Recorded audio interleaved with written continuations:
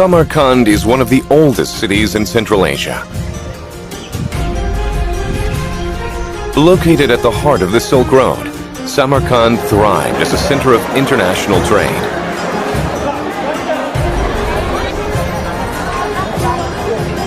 One of the important remains was discovered in 1965 in Afrosiyob, northeast of Samarkand, and proved a historical fact that the city was the center of the ancient trade route. The murals at Afrosiyob Palace are presumed to date back to the middle of the 7th century, during the Sogdian era. Discovered in the heart of the old palace site, the wall paintings attracted huge attention from worldwide academia by depicting the prosperity of the Sogdian era. Although the Afrosiyob Palace became a ruin, the mural paintings show the ruler of Samarkand, Varkuman, receiving envoys from various countries, proving that Samarkand filled an important position on the international stage. According to Chinese records, it was highly likely to be a 2-story building. It would be a large-sized structure one could see from a far distance.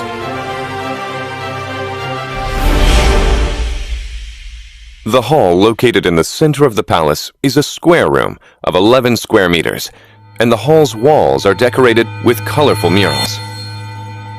What were these paintings about, and why were they painted?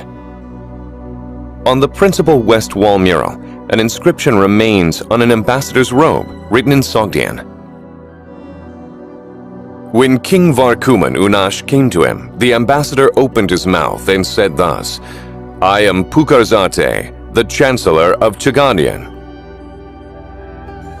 I arrived here from Turantash, the Lord of Chaganian, to Samarkand, to the king, and with respect to the king, now I am here. And with regard to me, do not have any misgivings. About the gods of Samarkand, as well as about the writing of Samarkand, I am keenly aware, and I also have not done any harm to the king. Let you be quite fortunate." And King Varkuman Unash took leave of him, and then the Chancellor of Chach opened his mouth.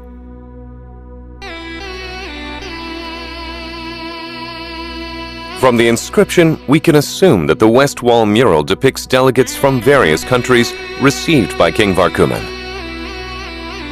These envoys and ambassadors converge from left and right. On the left side of the western wall are Chaganians, a main speaker of the inscription, and dignitaries from Chach. Chaganian and Chachi refer to Surkandaria province and Tashkent, respectively, and both are located in the west region of Samarkand. On the right side are shown a group of 3 in front of a man presumed to be a subject of the king. One has a leopard skin over his arm, and they may come from mountains like Tibet. Behind them stands Koreans wearing feathered hats and ring pommel swords.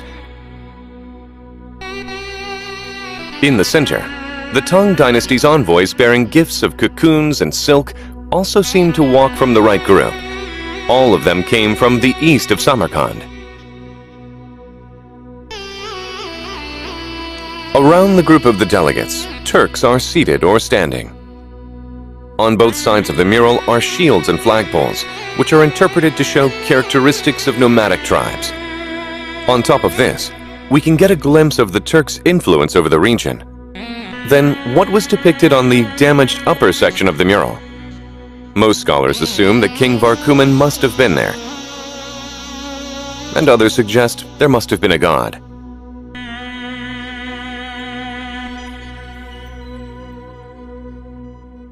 Looking from the west wall mural to the left, a procession painted in brilliant colors fills the south wall. A guarded structure and a few people are at the lead. Moving toward the lead, the procession is approached by a rider on a decorated elephant. 3 figures on horseback follow right behind the elephant. 2 men on camelback move forward, and each man holds a club that appears to be used for a ritual. Behind them, figures wearing face masks lead 2 pairs of geese and an unmanned horse. At the rear of the procession, an outsized image of a lower half of a figure is assumed to be King Varkuman on horseback. The king was followed by his equestrian troops. This procession is assumed to be one to pay respects to ancestors' tombs or a wedding ceremony. What is clear about the South Wall mural is that religious elements on the South Wall coincide with characteristics of the Zoroastrian religion. The North Wall mural is filled with a painting with a theme of the Tang dynasty. In a boat on the left side sits a lady assumed to be the empress of the Tang dynasty. In the center, about 10 attendants and boatmen. Under the boat are imaginary creatures, ducks, a feeding mother bird, and baby birds and lotuses. To the right of the empress's boat are guards sitting in a boat, water buffaloes, and cattle drovers. On land is a vigorous hunting scene in which a hunter on horseback is piercing a wild beast with his spear, and another hunter on horseback is about to shoot an arrow at another beast. Like the South Wall mural, here again a figure in the center is depicted as an oversized image. Scholars mostly regard him as the Chinese emperor. It is not obvious why the entire northern wall was devoted to the depiction of the Tang dynasty. Clearly, however, this region maintained a fairly friendly relationship with the Chinese dynasty. This is in line with a record that King Varkuman received a title from the Tang dynasty in the mid-7th century. Lastly, let's look into the east wall near the entrance.